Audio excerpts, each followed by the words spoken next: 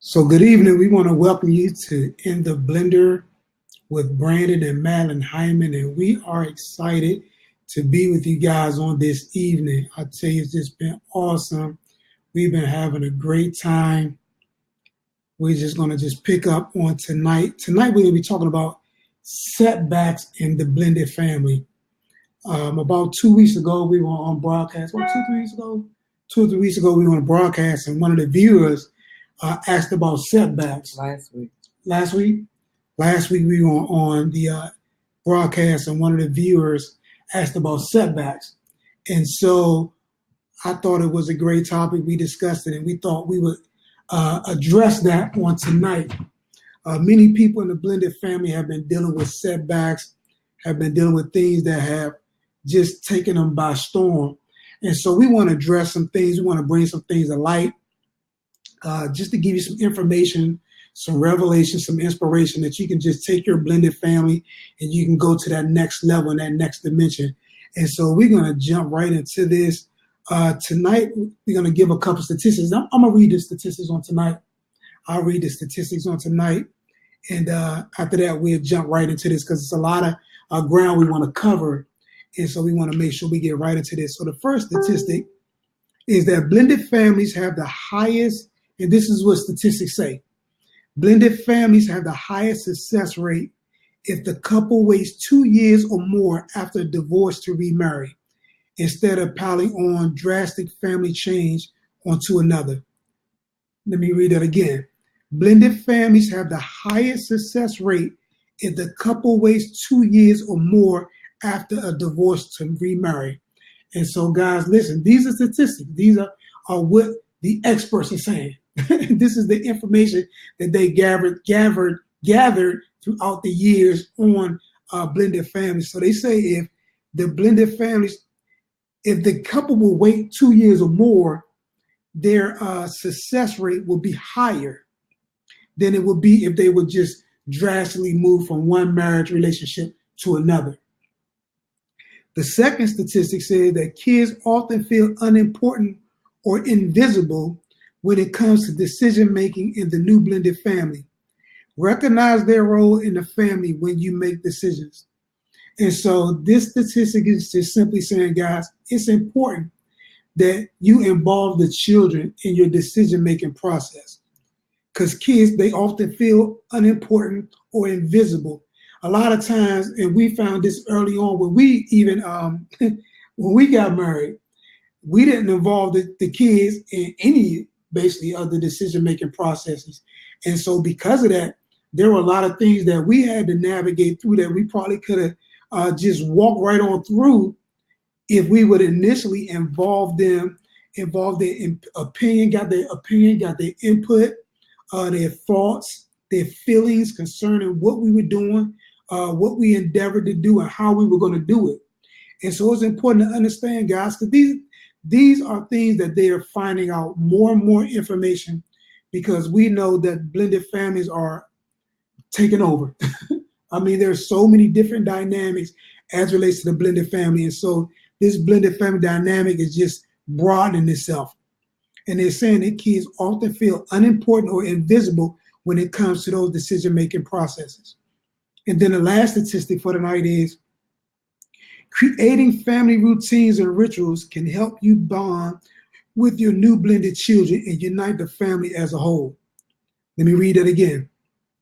Creating family routines and rituals can help you bond with your new blended children and unite the family as a whole. And so we pray that these statistics will give you a little insight, again, as it relates to the blended family. Some things you may be dealing with that you're like, wow, okay, I'm not in this by myself. I'm not the only one that's dealing with this or have dealt with this situation. And so that's the purpose of us giving these statistics. But we're going to jump into this, man, because this setbacks in the blended family, this is chock full of some powerful family building information. And so, sweetheart, go ahead and give us the definition of that. A setback, a reversal or check in progress, a serious setback for the peace process.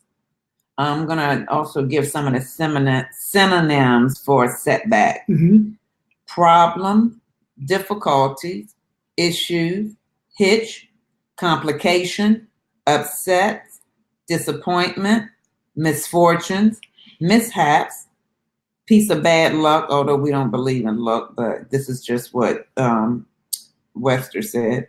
Unfortunate development, reversal, reverse, reverse of fortune, blow, body blow, knock, Wow. stumbling block, hindrance, impediment, obstruction, delay, hold up, glitch, informal glitch, hiccup. Oh, wow. Oh, wait, that's not all. Double whammy, kick in the tooth, knock back, one in the eye.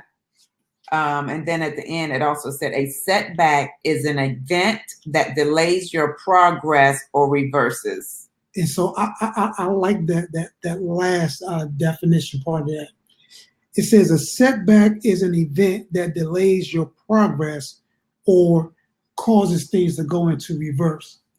And so, guys, that's why we wanted to talk about this. And I'm so glad that the viewer mentioned setbacks on last week, because we're finding out that a lot of people, sweetheart, a lot of people are dealing with events that's delaying their progress.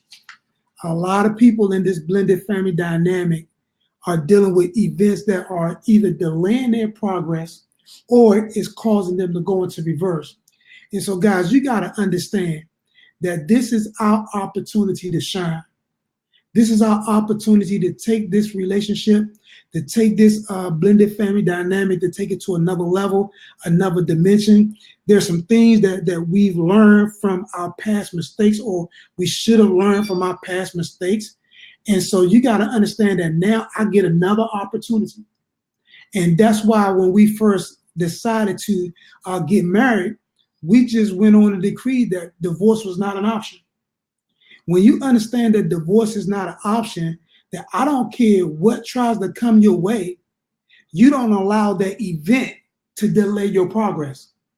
You don't allow that event to make you go into reverse.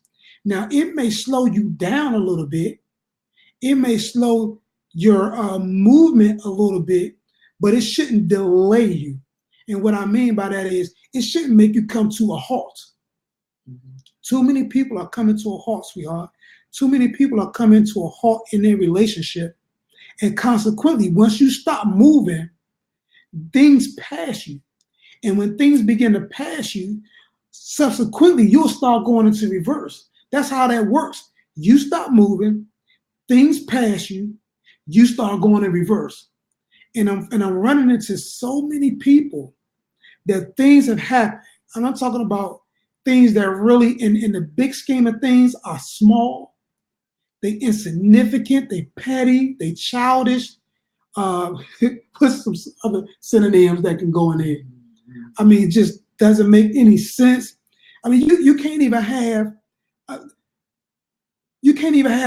a slight disagreement and be able to move on. And that's when you know that there are some things that you just personally want to have to work on. And that's why we're talking about these things, because this is, remember this, we talked about this before, guys. Somebody's watching you. Somebody's watching you. Somebody's dependent upon you to have a successful blended family. Somebody's admiring the way you look at each other. They're admiring the way you talk to each other. They're admiring the way you behave yourself or you interact with each other. And so because they're watching those things, you got to, it's like what I always say to you, sweetie, and I've probably been saying this since we first been married.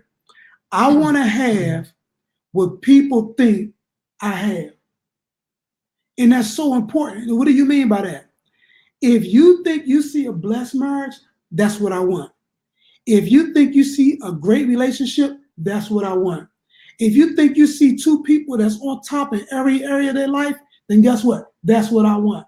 I never want to present to people something that's not real. Now, let me say this. That doesn't mean we're not striving to get somewhere.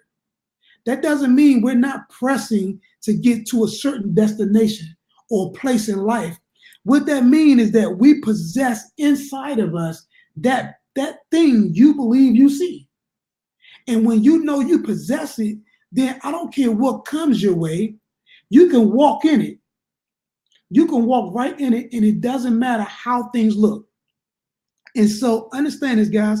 A setback is an event that delays your progress or causes you to go into reverse. And what was that, sweetie? Miss Madeline said, yes, even if you're on the right track, you'll get run over if you just stand there. Yes, that's right. We love you too. That's right. Because watch this, that could be a setback. Just standing still could be a setback. Why? Because you should be moving and you stop. Mm-hmm. You should be making progress, but you locked in. You at a standstill. And sometimes we allow these life circumstances and these situations that come into our life. Remember this: there's nothing that's taken us but such that is common to man. What do you mean? That's scripture. That's biblical. Simply saying there's nothing that you're going through right now. Let me say that again. There is nothing that you are going through right at this present moment that somebody else isn't going through, hasn't already gone through, or isn't about to go through. And so we got to deal with this mindset. And we've been talking about the mind, even in our ministry. We've been talking about the mind. We got to deal with this mindset that makes us believe that we're the only ones that's going through something. That we're the only ones that's facing this dilemma. We're the only ones that's facing this situation. Let me say this. You're not the only one that's dealing with that. You're not the only one that's going to deal with it. You're not the only one that's dealt with it. Millions upon millions of people have dealt with, or are dealing with, or are going to deal with the same exact thing you're dealing with right now. And so because that's so, you can now say, I have the victory. Because if they made it, I can make it. Mm-hmm. If they got out of this situation, guess what? I can get out of this situation. And I'm so bold in this thing, sweetheart, that I don't even care if they didn't get out of it. Let me rephrase that. Even if they didn't get out of it, that don't mean I'm not getting out of it. Let me say it that way. Even if they didn't make it, even if they didn't become successful, even if they didn't triumph over that situation, that doesn't mean I'm not going to triumph over that situation. And so you got to understand, guys, when we've been sharing this, I mean, out of our heart, out of the depth of our heart, that you win.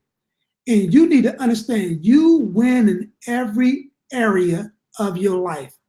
When it comes to this blended family dynamic, there's nothing that can stop you. There's nothing that can hinder you but you. Mm-hmm.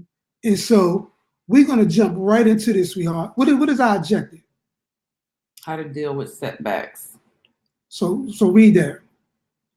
Number 1, express your emotions. No, let's go back up here to I'm sorry. Yeah. First, okay. Be objective. Step back and look at the situation. So first of all, you got to be objective. You gotta learn how to. My wife always says to me, how did you get that? How did you see that?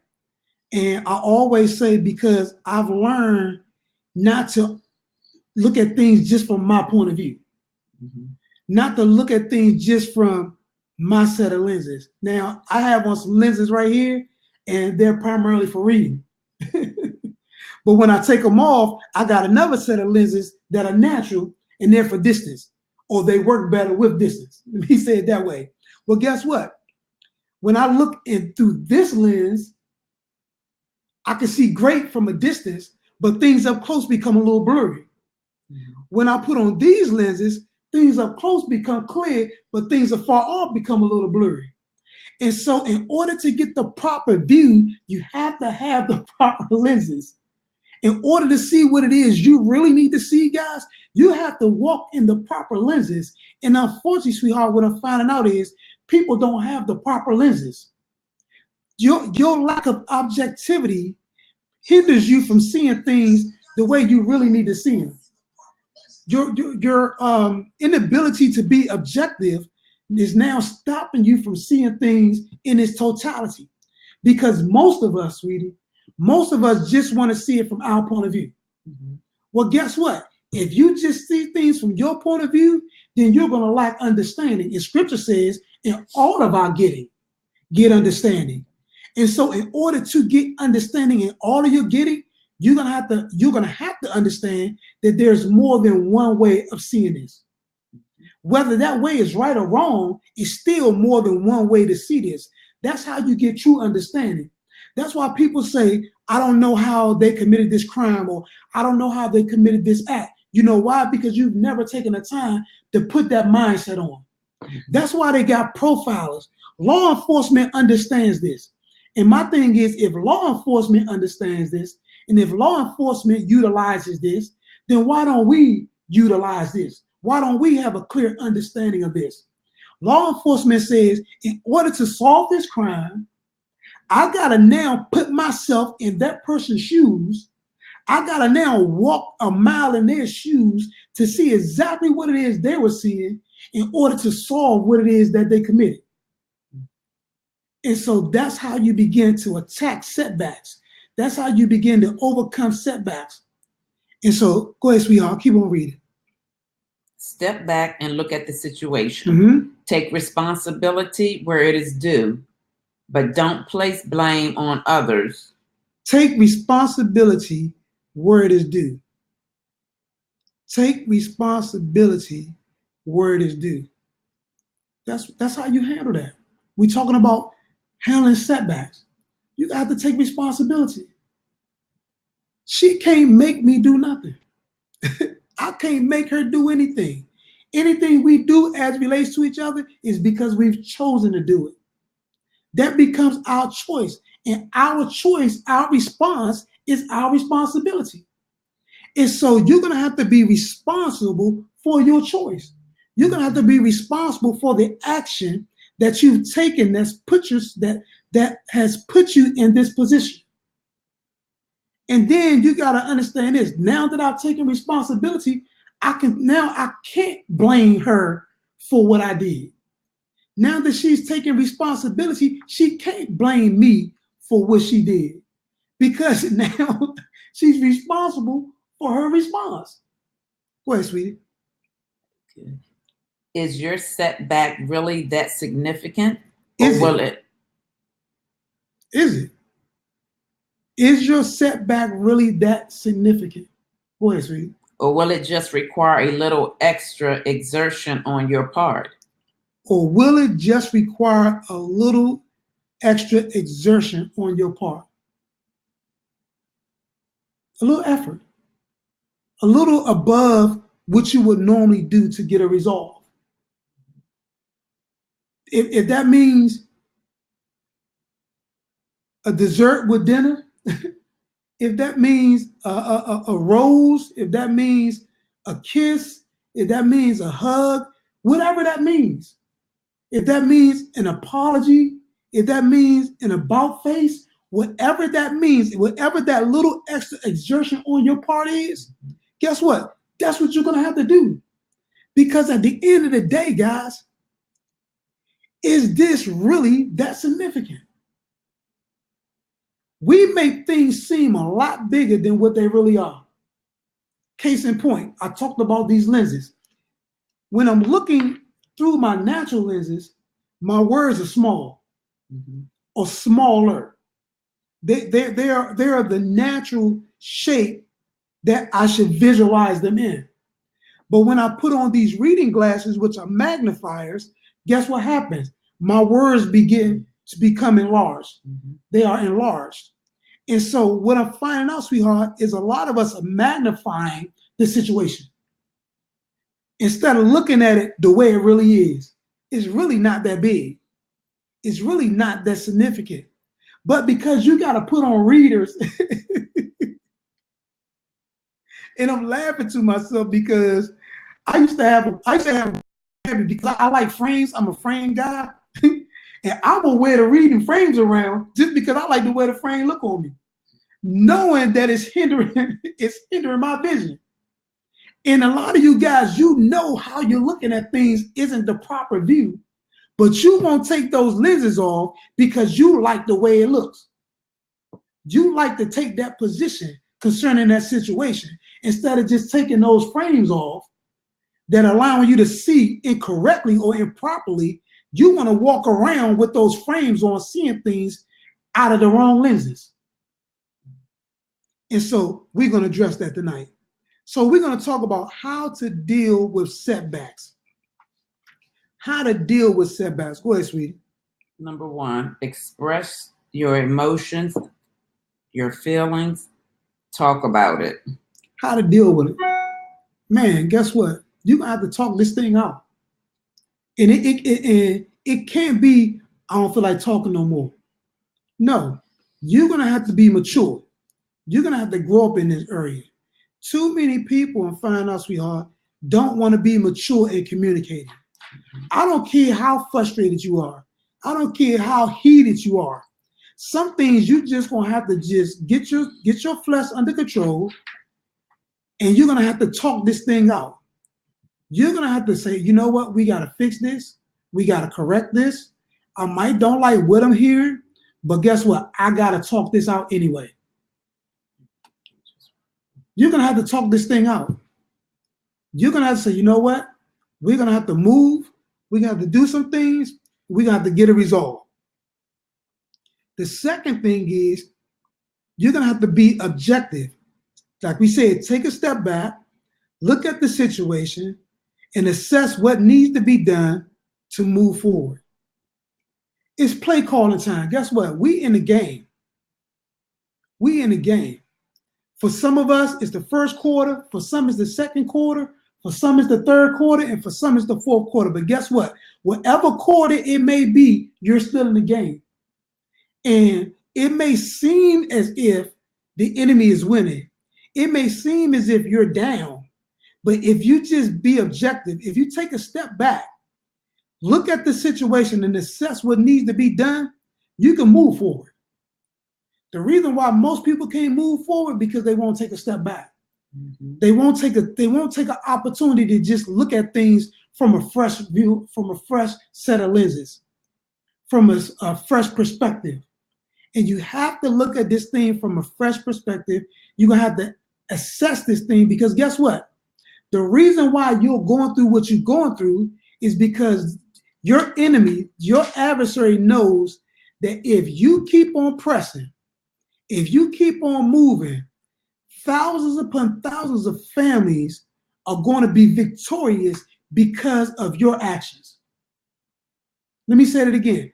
Thousands upon thousands of families are going to be victorious because of your actions. That's why you got to be objective.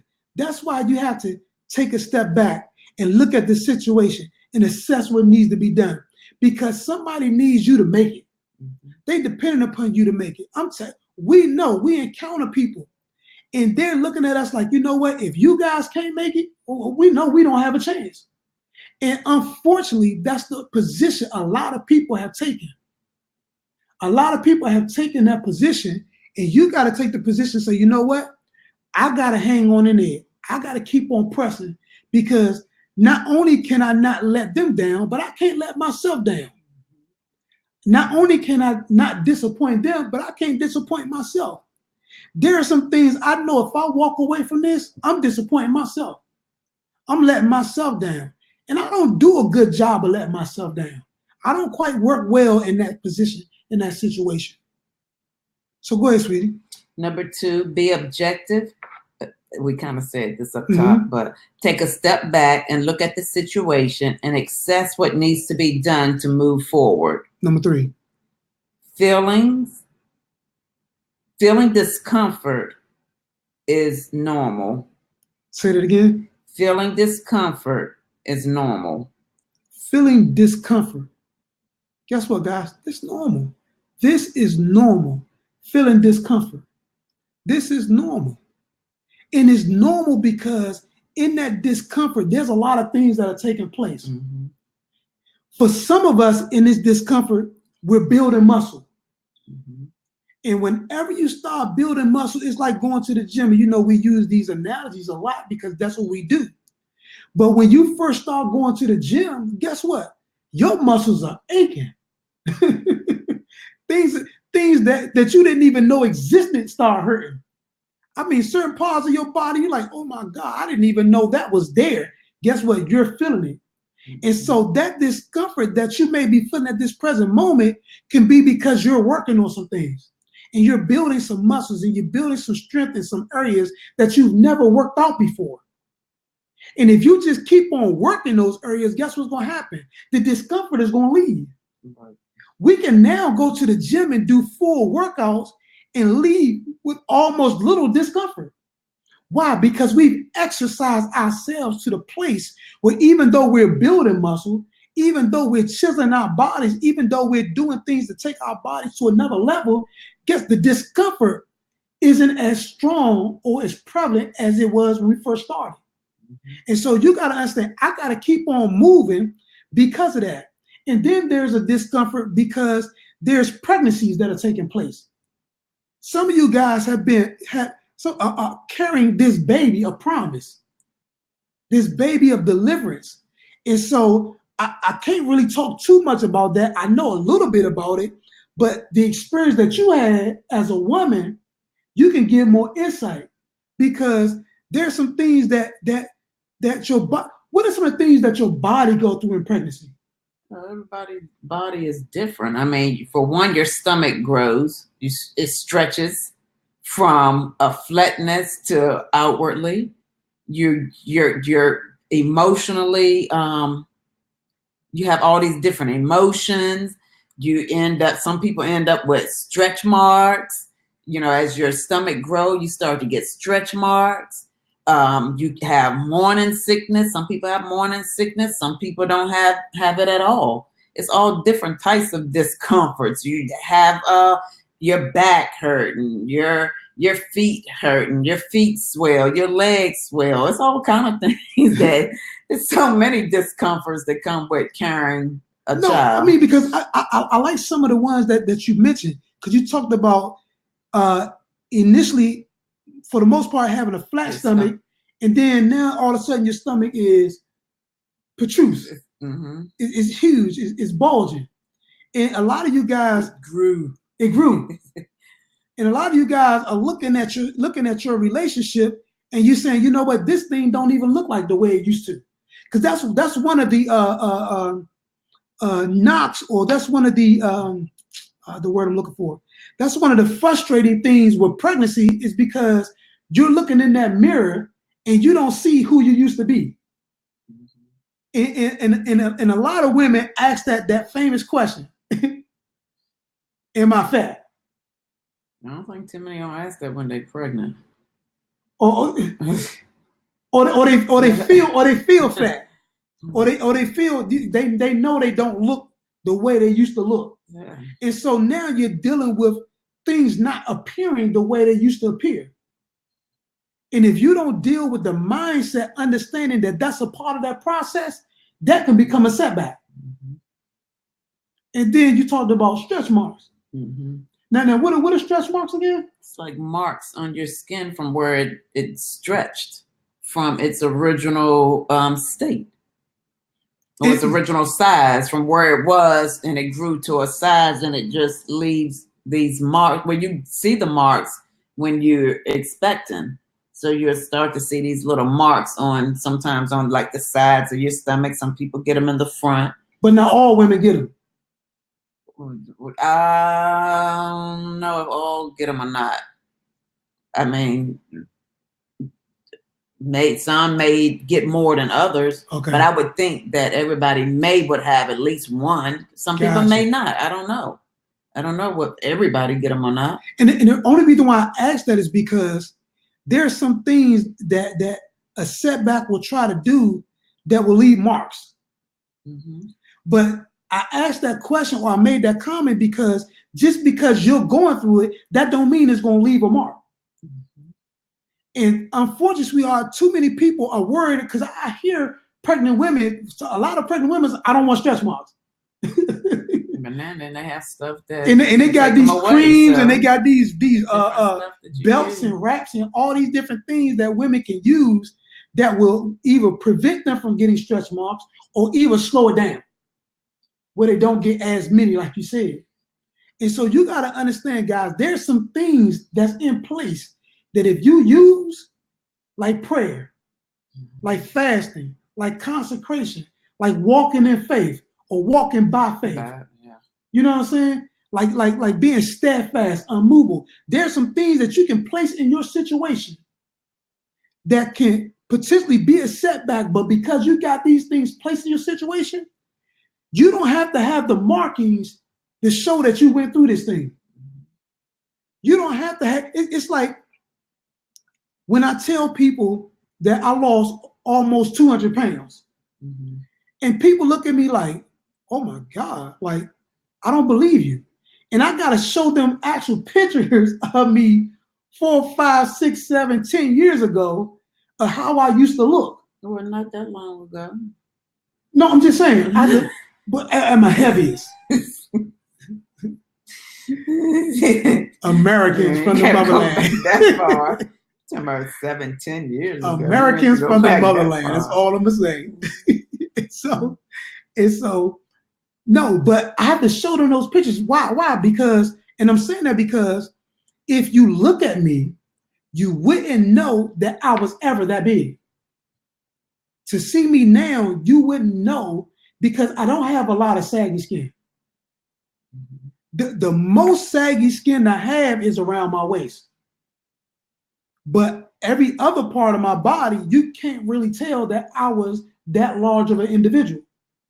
And so I'm sharing that because just because you're being stretched, just because there's some things that's making you uncomfortable and things you may not want to go through, that sometimes is a part of this process, that doesn't mean you have to allow this thing to be a setback.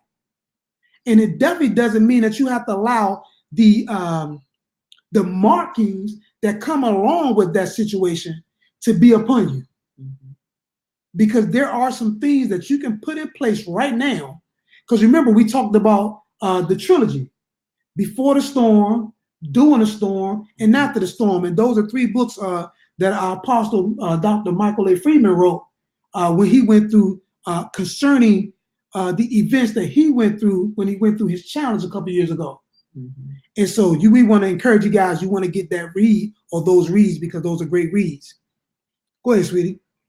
Number 4, have a positive attitude. Have a positive attitude. You have to.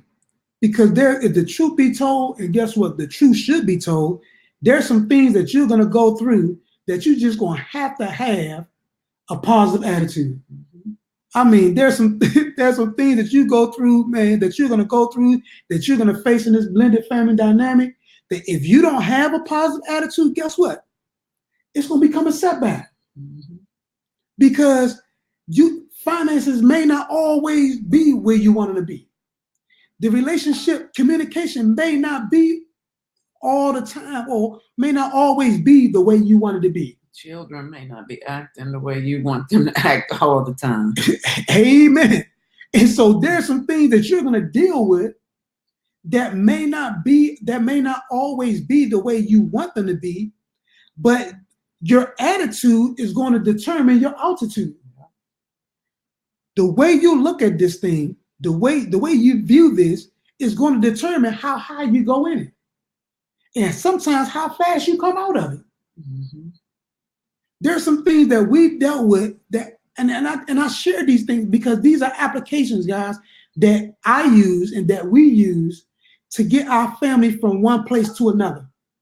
I had to have a positive attitude, especially after all the dumb choices and decisions I made. If I didn't have a good attitude, now this one, she definitely had to have a good attitude because looking at the stuff I was doing, it's like, man, how long I'm gonna stay with this joker because he ain't bright. He too bright. The stuff he's doing, he needs some counseling, he needs some help. But her attitude, it literally catapulted me. And your attitude can literally catapult you out of that situation. It can literally shoot you up out of that rut. It can literally shoot you up out of that mire and that clay and place your feet on a solid rock, on a solid foundation. And so that's important, guys. What's the next one?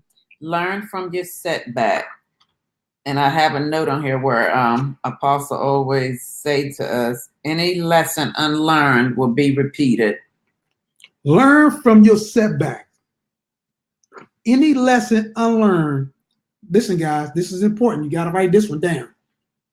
Any lesson unlearned will be repeated. And that's why it's so important, man, that you got to constantly step back and take a assessment or assess the situation. Yeah. Because if you don't learn from this thing, guess what you're going to do? You're going to repeat it. Yeah. You know how people say stuff like, man, I don't know why I keep doing this. I don't know why I keep failing this area. You know why? Because you didn't learn. You didn't take a moment to assess. It's like guys that have a problem with their flesh. And they allow their flesh to put them in positions they ain't got no business being in. The reason why you keep failing in that area is because you haven't learned that, first of all, you got a problem. You have to recognize that there's a problem within you. Secondly, you got to understand I can't go in that position. I can't put myself in that place. Because I already identified this, because I've already assessed the situation, I know what I'm dealing with, I know I can't go down that road, then I don't go down that road. It's like, I remember I used to do cable. I was what they call the repo man. So if you didn't pay your cable bill, I was the guy, and some of y'all probably remember my face now because I'm telling this story, but I was the guy that would ride around the DMV and snatch your box. I would literally go knock on people's doors and say, how you doing? My name is Brandon and I'm with this company and I'm here to pick up your cable box. And some of y'all saying, I ain't never heard of that. Well, guess what? Some people have, because some people remember me coming snatching their boxes. But you know what? There were times, sweetheart, that I would go to a resident and the young lady that comes to the door, she ain't quite dressed the way she's supposed to be dressed, in my estimation. And so I would literally have to tell her, hey, you need to close the door, go put some clothes on, and then come back. Because I will not walk through that door with you dressed the way you dress. And so I wasn't even going to put myself in that position. And then I was so thorough about it, I'll call this one and say, you ain't going to believe this. She said, what now? This heifer done came to this woman done came to the door. And she barely had some clothes on. They think I'm gonna come in her house. No, I ain't coming in her house. But I knew I couldn't put myself in that position. I knew I couldn't put myself in that situation. And so you're gonna have to understand this, guys. You're gonna have to look at it. You're gonna have to learn from this. And then you're gonna say, you know what? I can't go down this road again. Don't repeat it, because a lesson unlearned will be repeated. Go ahead, sweetie. Number 6 is be responsible. Acknowledge and accept responsibility for your part. Be responsible, man. Acknowledge. I can't stand when you're in a situation and somebody don't want to acknowledge their part. Like you ain't have a role to play. Like you was innocent in all of this. Guess what? If it's 2 of y'all, 9 times out of 10, both of y'all had a role to play. Absolutely. And so you're going to have to be big enough, man enough, woman enough to take responsibility, to be responsible, and acknowledge and accept your responsibility for your part. Now, once you do that, now you got to move on. You can't stay in the place. We've acknowledged this. I was wrong. I messed up. I blew it. But I can't stay in that spot. I got to move on, because if I don't move on, time going to pass and I'm going to start going backwards. So I got to move on. You're going to have to now move on once you be responsible, once you acknowledge and accept your responsibility for your part in this, then now you're going to have to move forward. You got to put some positive action to get a positive resolve. Yep. Go ahead, sweetie. Don't play the blame game. Hold on. Say it again. Don't play the blame game, pointing your fingers at others. Don't play the blame game, pointing your fingers at others. Like what do you mean? Almost into like what we said, accepting responsibility for your part. understanding that your response is your responsibility, because a lot of times we'll do stuff and we'll say it was the other person. They made me do this, or you did this, they did this, they did that, never accepting responsibility for the part that you played. That's the blame game. You know, like you innocent. Like you didn't do a thing. Like you didn't start the argument. Although it takes two to argue, sure, somebody got to rev it up. Somebody got to get it going. It don't just happen. Most of the time, somebody edging that thing on to the other party. He's like, you know what? I'm tired of hearing your mouth about this. Now we're gonna have this discussion. But this discussion is not gonna be a silent, quiet, peaceful discussion. This discussion is gonna blow up. And so, again, like she said, don't play the blame game. Pointing your fingers at each other. Because that's what most people do. They point fingers at each other as if they didn't do a thing. And these setbacks, we're seeing it all the time. The reason you're dealing with this setback is because you're not taking responsibility. You want to blame the other person for what's going on. Now, there are times when it just is the other person. There are times. We're going to be real with that. There are times when, because their response is their responsibility. And some people are so damaged. Some people are so injured. And remember, hurt people do what? Hurt people. Hurt people. And so some people haven't dealt with their hurt, with their disappointment, with their anger. It's just like when my wife and I met, and I'm talking about, I almost knew from day one that she was the one. But my hurt and my disappointment from what I went through previously was almost a setback even before we got into this. Because I had to battle my mind as related to relationships. And a lot of people, when I found out, sweetheart, a lot of people are battling in their minds as relates to relationships because they haven't even dealt with the past things. They haven't dealt with the former things.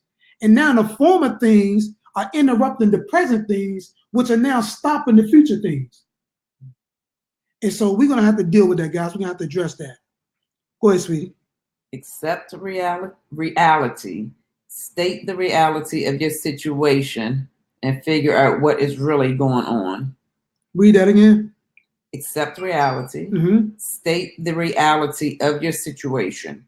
Mm-hmm. What is really going on? What's really going on? What's really going on? I remember what Apostle said.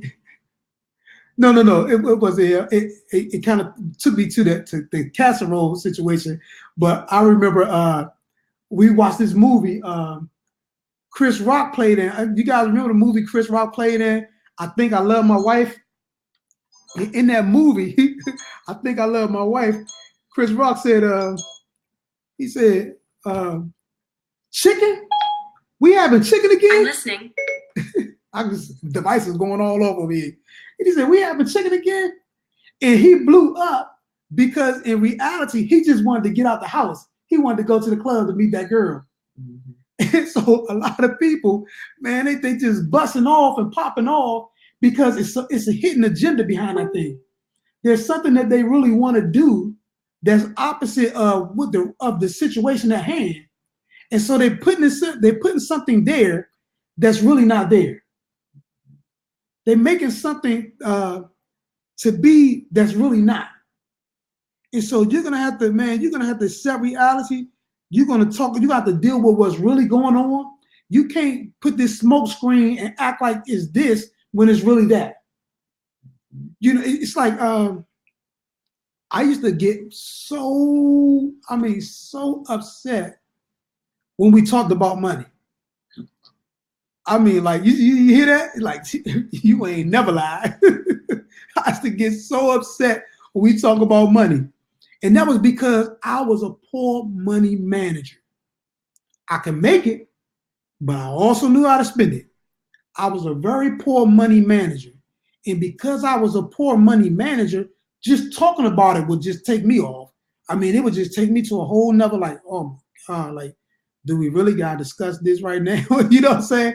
And so, but a lot of people do that. And so now you trying to make something that she could be wearing something, and now I'm popping off about what she's wearing, when in actuality, I'm really mad because I got to talk about this money.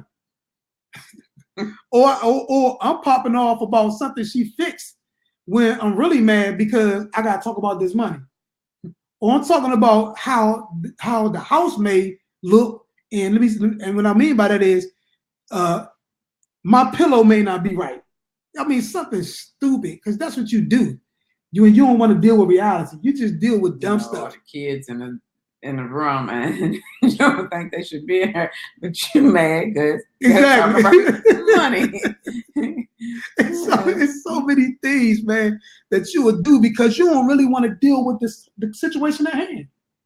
You don't want to really deal with what it is you should be dealing with.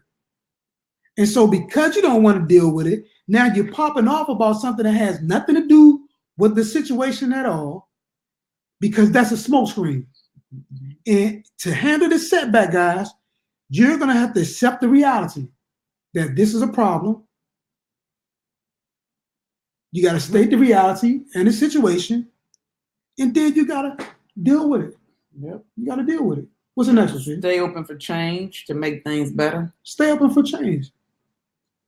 How do you stay open for change, though? What you mean? How you stay open? You don't have a closed mind. I'm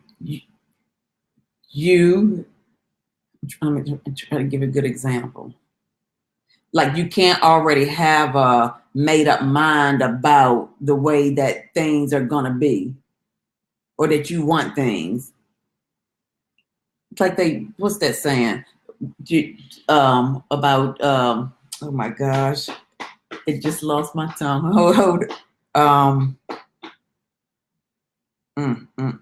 It'll come back to me. It was something I wanted to say. Go ahead. But while I'm thinking about it. Yeah, but stand open for change. What's this? To make things better, you got to stay open for change. Because if you really want to make things better, this is what they say about insanity. Insanity is doing the same things, expecting a different result. Did I move too fast? Yeah, you went way over on the other side. We come back to it, though. We'll come back to it. But again, you got to stay open for change. You got to stay open for change, because if you don't stay open for change, things just not going to change. I was going to say, where people say it's my way or the highway. So you already made up in your mind that it's going to be your way or no way. That's being closed-minded. Very. So to be open-minded, you got to wipe that thought out. Or this is a good one. This the way we always did it. Yeah. This the way it's always been. This how I always do it. This just me. That's what people say. It's just me. Yeah. I know you ain't laughing. What you laughing I'm not. Yes, you is. No, I'm not. Because when you said that, I thought about one of my guys, right? One of my guys, his favorite saying is, "What you not gonna do?" And so that's what I thought about when you said that. Because again, it being open to change. And so because you're not open for change, it's only going to be your way. Yeah, like you said, my way or the highway. And that's basically the position that most people take. Yeah. And it's unfortunate that some people just don't want to change that. Really, they're just stuck on it's going to be their way. That's dangerous when you want to just stay stuck on your way and think that you know the way, all the time, and you can't be taught any other way. Hold on, say that again. You see, you throw me off when you do that, because then you make me forget the way I said it. I said, move on. Because yeah, exactly. I can't remember how I said it now. I know you weren't going to remember that one. I said they want their way. They say it's their way. Don't worry about it. Don't worry about it. Don't worry about it. You know that was good the way I said it, though. But anyway, go ahead. Whatever you say, baby. Don't do that. Don't do that. See her way, right? Y'all see that? Open for change. No, but again, it's one of the things where it's like, it's not right. The way you want to approach this isn't the proper way to approach it, but you don't want to change. But in their mind, they may think it's the right way.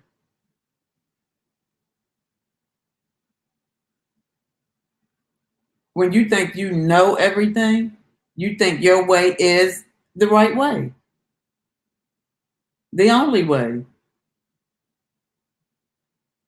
Because you become so closed-minded that you're not even open for change. You're not open to learn because you think you've learned it all. And all you know is not all there is to know. Per Pastor Rick. All you know is not there is to know. Did y'all hear that, guys? All you know is not all there is to know. Pastor Rick said all the time. Didn't he teach us that? But it's unfortunate, sweetheart, that sometimes people think that all they know is all there is to know. Like all they know is it. Like your knowledge is limited. Mm-hmm. And what you know, there is no other information you can gather concerning that situation. And so because there is no other knowledge or information that you can gather from that situation, then you're not open to change. That's why you have to stay open for change to make things better. That's right. I don't care if it's even opening the door for her.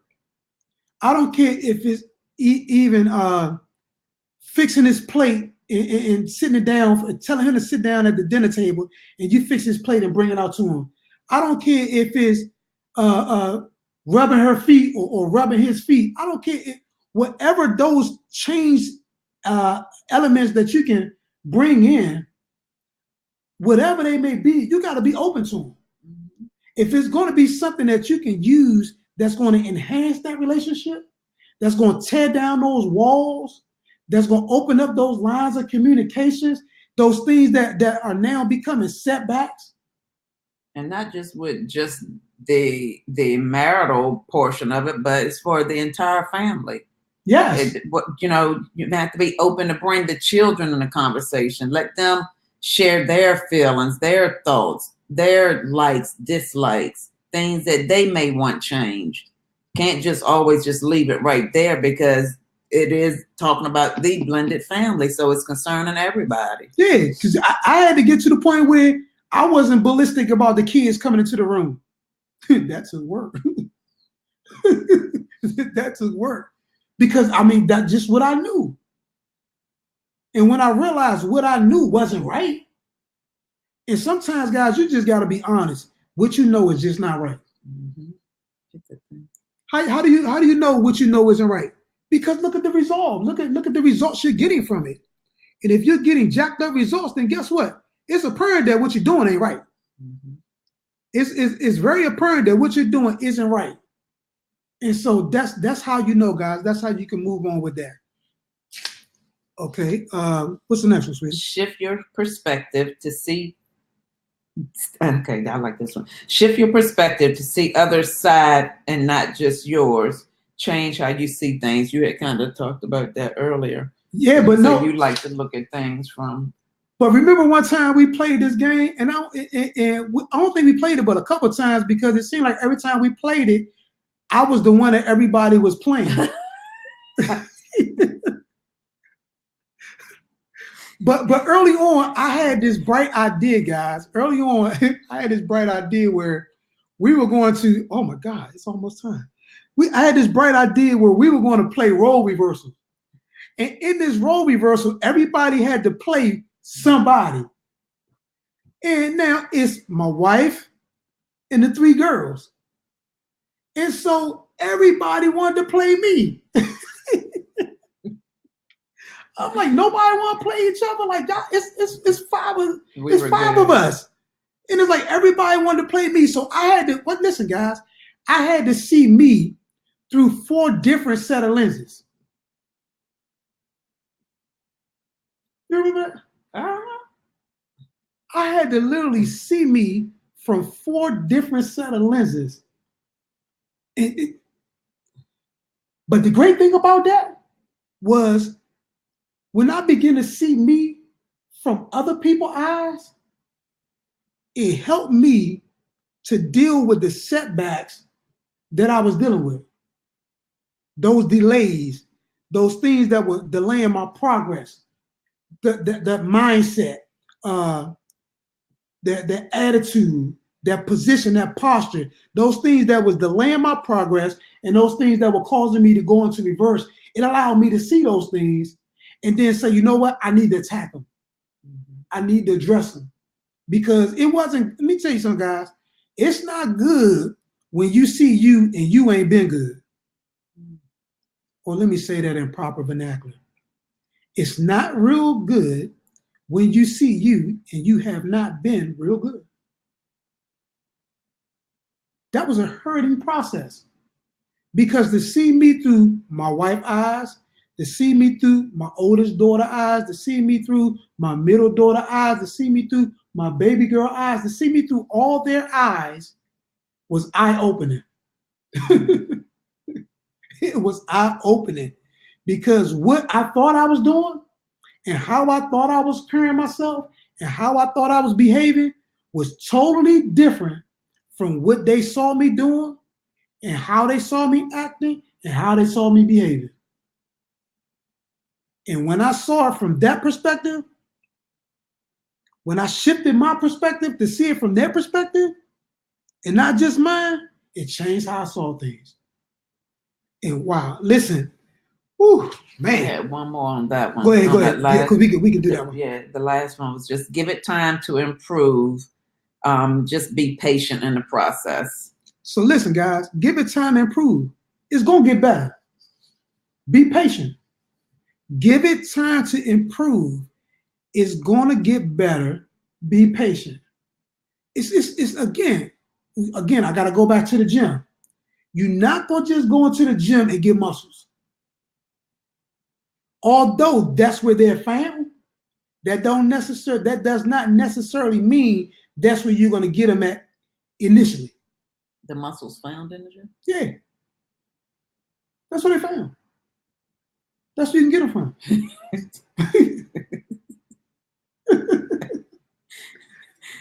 They're not found on the couch.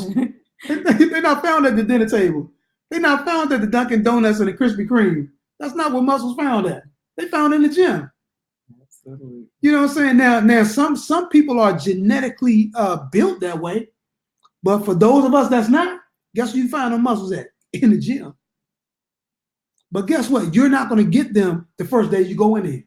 Right. You're not going to get them the second day you go in there. For some people, they don't get them for quite some time after they go there. Mm-hmm. But if you don't stay in that process, if you don't continue to work that thing out, you're not going to see the results that you want to see. And you got to understand it's going to get better. Remember we talked about that soreness? That soreness gets better as you continue to move. But you got to be patient. I didn't lose almost 200 pounds overnight. Because guess what? I didn't gain that weight overnight. It was a process. A process to initiate the loss. Exactly. And that's a whole nother lesson right there. That process. But listen, guys, we thank you, man. Oh man, this has been hot. We thank you guys for viewing In the Blender with Brandon and Madeline Hyman. Listen, you want to get your book, The ABCs of the Blended Family by Brandon and Madeline Hyman. It's a short read, a quick read. We take you through every alphabet from A to Z with some building blocks, some nuggets that's going to assist you in taking your blended family to that next level, that next dimension. So you want, because orders, they're coming in. They're coming in. We're talking to people everywhere we go. And I mean, people are just buying them. And so we want to encourage you guys because we're ready to place another order. So we want you to hit us. How do they reach us, sweetheart? Via email at weareablendedfamily@gmail.com. Let's hit it again. weareablendedfamily@gmail.com. So hit us on the email how you can get this book. And also, too, what's coming up this week? What's coming up this week? Yeah. Regular Thursday night, 8 to 9 p.m. on WJMS Live 365 Radio. Yes, you And don't forget to check out our website as well, intheblenderministries.com. Yeah, so you want to make sure that not only are you with us on Tuesday night, but you want to be with us on Thursday night because you don't want to miss it. And there's some things that we shared that you may have missed. And you want to make sure that you avail yourself to this information. And so listen, guys, we thank you again for tuning in to In the Blender with Brandon and Madeline Hyman. We appreciate you guys so much. Don't forget to order that book. And until next week, bye-bye. Bye, guys.